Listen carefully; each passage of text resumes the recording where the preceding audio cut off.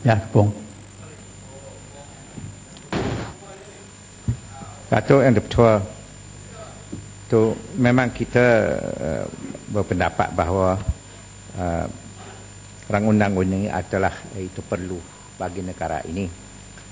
Yang pertama mengenai itu Sabah dan Sarawak, walaupun ada orang Sarawak yang bising-bising, tapi rang undang-undang ini tidak melibatkan Sabah dan Sarawak. Itu satu kelemahan lah. Karena di Sabah Sarawak masalah ini pun lebih serius daripada sini. Karena hampir di Sarawak dan Sabah tu kawalan tu sangat lemah. Di Sarawak ada di Sabah dan Sarawak kawalan. Kita ada mempunyai undang-undang. Saya menjawab Kepong. Jangan duding jari sebarang duding jari. Ya, kita ada undang-undang yang ketat, kita ada pegawai-pegawai penguasaan yang ketat, dan banyak sudah kes yang ditangkap, sabung-sabung yang ayam ini ditangkap dan dimasukkan dalam lokap. Itu saya memberi pengetahuan kepada Kepong.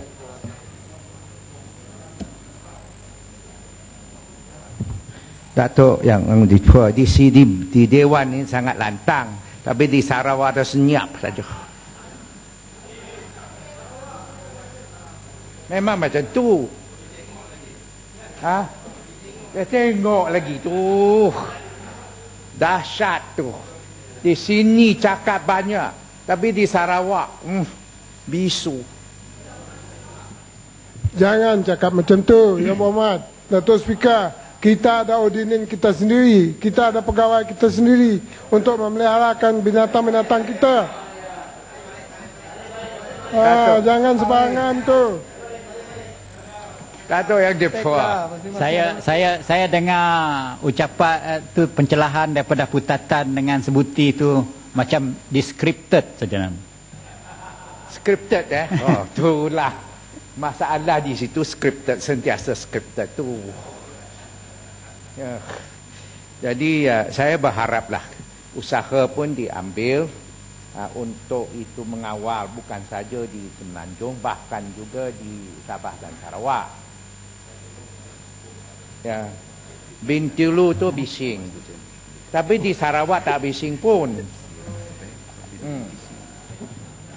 Kepong, boleh tanya dalam 1 tahun berapa kali di Sarawak?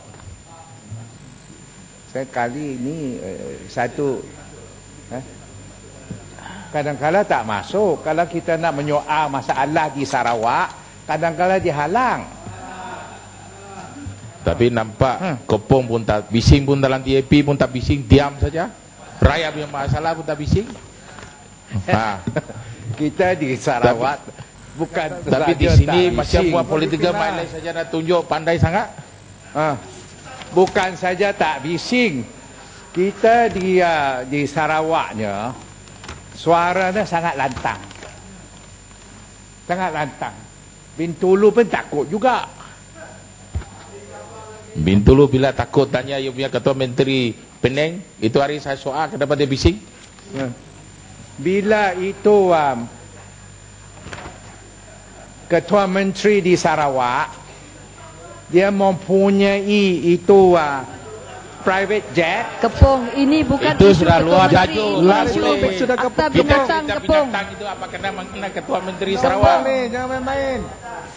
Ini undang-undang pasal binatang, ni yang bukan kita pasal tidak isu Ketua bahas. Menteri ya. Bukan Ketua Menteri. Jangan Itu melelap tidak ke boleh, sana. orang itu tidak ada di dalam Dewan. Ya, yang buat Kepong. Saya nampak ini hari yang berapa Kepong Dia pun mau pergi terkepung-kepung cek sikit lah. Dia ini hari pakaian pun tidak berapa betul lah kata. Hidupan ni termasuk manusia Serupa juga. macam wanita lah pakai pakaian pakai bunga merah saja. Ya.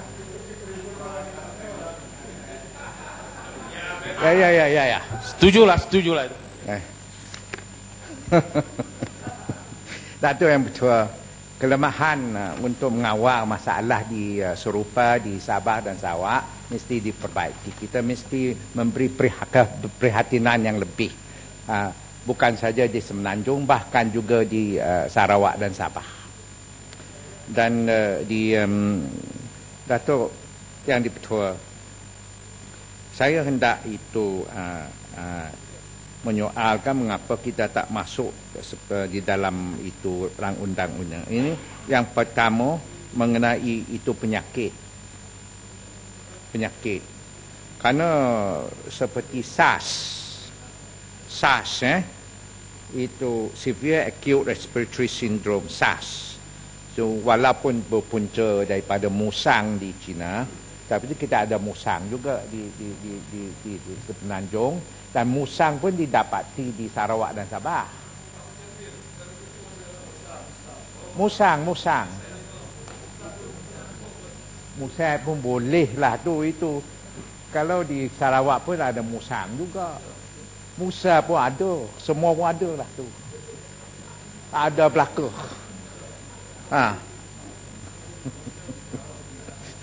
Musa pun ada. Musa tu di Sabah tu. Musa tu bukan di Sarawak, di Sabah. Jadi SARS lah tu. Sebab saya berpendapat kita mesti ada peruntukan untuk itu mengawal, untuk menyelidik bersama-sama dengan Kementerian Kesihatan. Bukan saja SARS lah, ada penyakit yang lain, termasuk itu avian flu tu, selsma burung. Misalnya H5 dan N1, H5N1. Ni saya sebutkan hal ini kerana kita di dalam kementeriannya mestilah mengetahui itu bilangan penyakit yang berasal daripada binatang. Dan mesti kita bekerjasama dengan Kementerian Kesihatan untuk mengetahui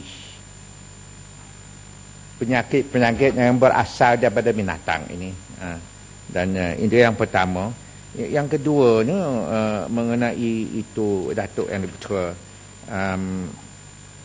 pasal kita nampak masalah yang serius, bukan saja di Semenanjung dengan itu termasuklah itu perburuan liar tu, poaching tu. Di Sarawak dan Sabah pun serius tu poaching. Memang serius. Dan Yang Berhormat bin Tulu pun tak ambil perhatian juga dengan poaching di Sarawak. Macam mana you tahu? Bukan poaching mengenai itu tumbuhan-tumbuhan dan binatang, poaching itu harta benda pun ada. Saya rasa yang Berhormat Kopum yang kawasan pun banyak juga tau. Datuk yang betul itu melanggar peraturan Dewan. Sentiasa melanggar lah tu. Datuk yang betul, kita mesti ada kerjasama kerana itu kegiatan-kegiatan itu penyeludupan, kegiatan pemburuan liar dan sebagainya, ini memang meluas. Kita mesti ada kerjasama.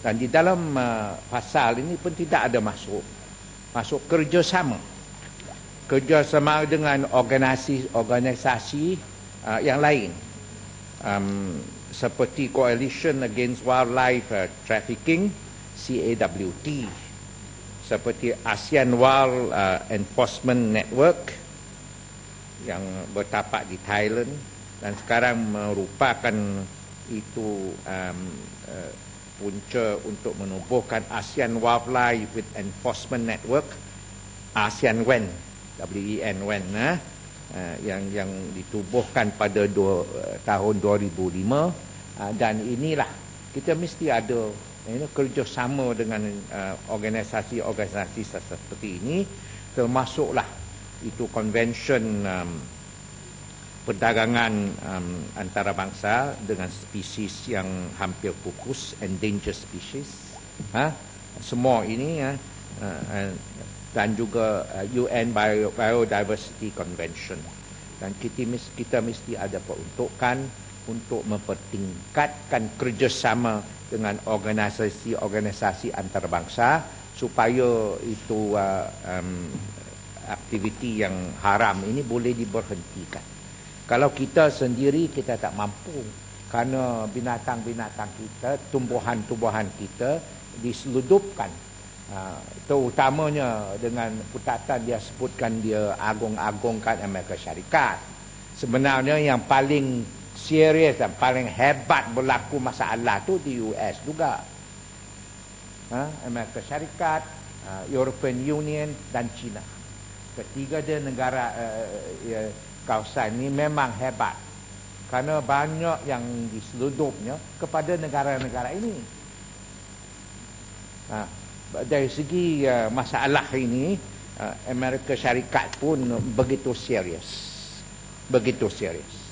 Dan di sini saya berharaplah kita adakan satu peruntukan untuk itu meningkatkan kerjasama dengan pertubuhan antarabangsa.